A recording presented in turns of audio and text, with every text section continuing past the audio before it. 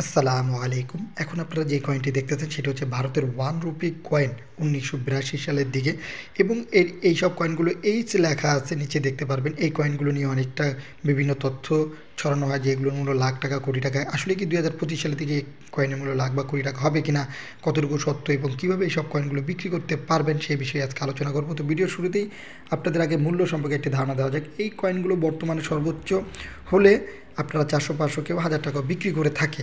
কিন্তু এই কয়েনের কিছু কয়েনের কিছু বৈশিষ্ট্য রয়েছে, বিশেষ করে এইচ যে মিন্ট মার্ক সিস্টেম যে কয়েনগুলো রয়েছে সেগুলোর কিন্তু কিছু কয়েন অনেক টাকায় বিক্রি করা হয়েছিল এবং যেটা ব্রিটিশের দিকে তৈরি করা কয়েন। যেমন ইন্ডিয়াতে কিন্তু বিভিন্ন জায়গা থেকে কয়েন তৈরি করা হয়, ভারতও তৈরি করে এবং তারা বিভিন্ন কয়েন অন্যান্য দেশ থেকে তৈরি করে নিজেদের দেশে আনে।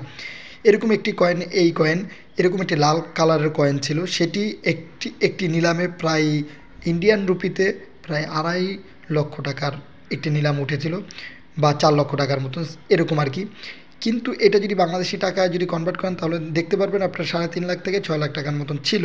সেই কয়েনে হয়তো বা কোনো বৈশিষ্ট্য ছিল বা কোনো একটি গুণের কারণে এই কয়েনের মূল্য এত টাকা হয়েছিল। আপনাদের কাছে যদি এরকম কয়েন থাকে তাড়াহুড়ো করে কাউকে দিয়ে দিবেন না, কম টাকায় বিক্রি করবেন না। হতে পারে আপনার কাছে ঠিক সেম ওই রকম কয়েন থাকতে পারে, এই কারণে সেই কয়েনগুলো মূল্যবান হয়ে থাকে। এবং এই কয়েনগুলো আপনারা বিভিন্ন কয়েন এক্সিবিশন আছে, কয়েন মেলা হয়ে থাকে, সেখানে বিক্রি করার চেষ্টা করবেন। এবং ইবিএ রয়েছে, এছাড়াও কয়েন বাজার, কয়েন মার্কেট, সেখানেও আপনারা বিক্রি করার জন্য পোস্ট করতে পারেন উপরে বড় একটি অ্যামাউন্ট লিখে।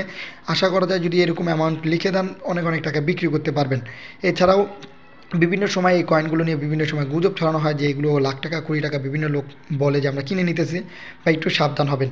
যারা কালেক্টর তাদের কাছ থেকে সরাসরি বিক্রি করার চেষ্টা করবেন। যদি কেউ বেশি টাকা দাম বলে বা কম টাকা, আগে তাদের সাথে সরাসরি কথা বলেন, কথা বলে তারপরে আপনারা জিনিসগুলো বিক্রি করেন দেখার মাধ্যমে। এবং কখনোই কুরিয়ার বা অন্য কোনো মাধ্যমে বিক্রি করতে যাবেন না, যে কোনো সময় প্রতারিত হওয়ার সম্ভাবনা রয়েছে।